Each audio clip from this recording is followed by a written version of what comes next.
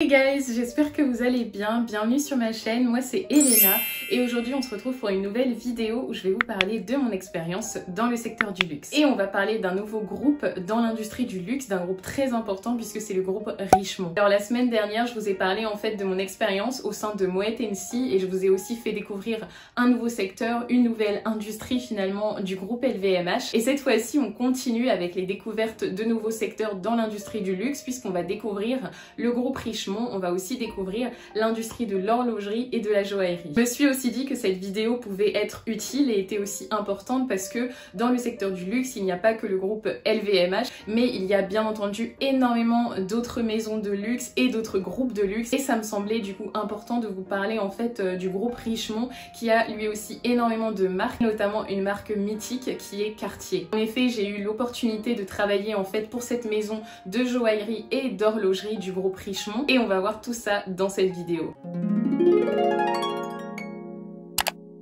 Donc la maison Cartier, comme vous l'aurez compris, c'est vraiment la maison emblématique de joaillerie et d'horlogerie du groupe Richemont. Et elle a d'ailleurs été créée en 1847 par Louis-François Cartier. Mais Cartier est surtout connu pour avoir été le joaillier de nombreuses stars et pour avoir paru dans certains films iconiques. Mais la maison Cartier est également connue pour ses différents personnages historiques qui vont finalement marquer l'histoire de la maison et pousser son développement. En premier, on a les trois petits-fils du fondateur ou les trois frères Cartier qui sont du nom de Pierre, Louis et Jacques. Donc c'est eux qui vont vraiment faire connaître Cartier dans le monde, dans le sens où le Cartier qu'on connaît aujourd'hui, vraiment grâce au développement et à l'expansion de la maison sous l'impulsion des trois frères Cartier. Ensuite, il y a celle qu'on appelle véritablement la panthère de Cartier. Donc il s'agit en fait de Jeanne Toussaint. En 1933, elle va être nommée directrice artistique de la maison Cartier et va faire de Cartier une véritable icône de la joaillerie. Elle va notamment inventer le style Tutti Frutti, qui est ce mix en fait de différentes couleurs provenant du rubis, de l'émeraude et du saphir. C'est vraiment un style esthétique et un savoir-faire très reconnaissable finalement dans les bijoux de la maison Cartier. Et puis elle va travailler vraiment à la perfection l'icône de Cartier qui est vraiment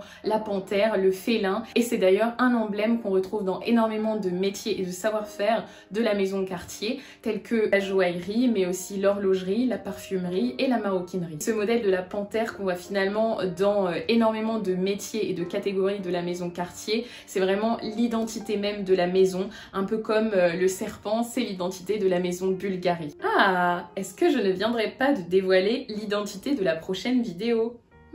Enfin, et comme vous devez vous en douter, dans le groupe Richemont, on a aussi d'autres maisons qui sont très célèbres, d'autres maisons de joaillerie et d'horlogerie, notamment Van Cleef & Arpels ou encore Piaget et l'italien Buccellati.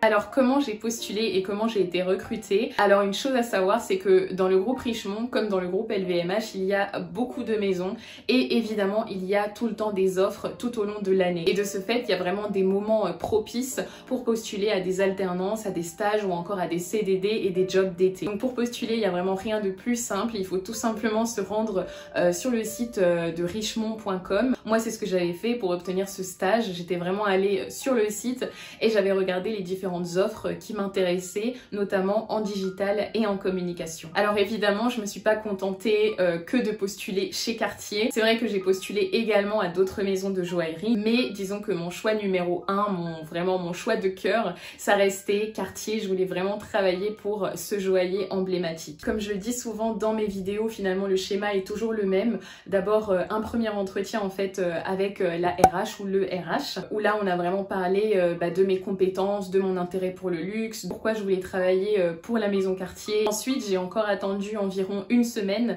où là, j'ai vraiment passé un deuxième entretien donc avec les managers et donc j'ai dû attendre encore à peu près une semaine avant d'avoir vraiment une réponse définitive, c'est-à-dire que j'étais acceptée donc pour commencer cette opportunité au sein du département communication de la maison Cartier. Enfin, je l'avais vraiment vécu comme une superbe nouvelle parce que je voulais vraiment cette opportunité-là et donc j'avais choisi Cartier. Donc pendant cette expérience, je m'occupais vraiment de différents projets, donc dans le département communication et strategic planning de la maison Cartier. Il y a vraiment différentes choses qui m'ont plu. D'abord, c'est de vraiment découvrir la maison Cartier, l'histoire, mais aussi les créations qui sont tellement incroyables, et d'apprendre aussi sur le groupe Richemont, ses valeurs, enfin sa vision. C'était vraiment une superbe expérience au niveau de mes missions. Donc moi, j'avais vraiment différents managers et je devais vraiment les épauler sur toutes les missions, que ce soit en communication ou encore en digital. L'avantage, c'est que je pouvais un peu toucher à tout. Donc j'ai travaillé par exemple sur de la veille concurrentielle. Il y avait aussi une partie éditoriale qui moi m'a énormément plu, et j'ai pu comme ça gérer en fait un projet de A à Z. Et je trouve que c'est ça qui est génial aussi quand on a différents managers, c'est que on peut tout de suite développer finalement ses points forts sur différents projets ou sur un projet en particulier, et vraiment avoir toute l'autonomie et gérer ce projet de A à Z. Je pense que toute personne vraiment qui fait un stage ne doit pas le prendre juste comme quelque chose à faire pour valider son année d'études. Je pense qu'un stage, justement, ça doit vraiment être une étape importante pour ensuite décrocher un premier emploi. Enfin, je vais quand même dire quelque chose au niveau de l'ambiance. Alors évidemment, on est dans une immense maison de joaillerie et je sais que ça peut pas forcément plaire à tout le monde. Pour certains, ça peut aller trop vite.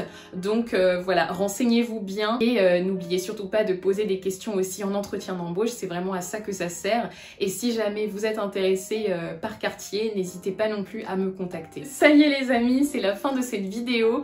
J'espère qu'elle vous a plu, j'espère que vous avez appris des choses. Ça m'a vraiment fait plaisir de tourner cette vidéo et de vous raconter encore plus une nouvelle expérience dans le secteur du luxe. Si vous avez aimé cette vidéo, n'oubliez surtout pas de mettre un petit pouce en l'air, donc de liker et de soutenir ma chaîne en vous abonnant. Du coup, on se retrouve la semaine prochaine pour une autre vidéo. À bientôt!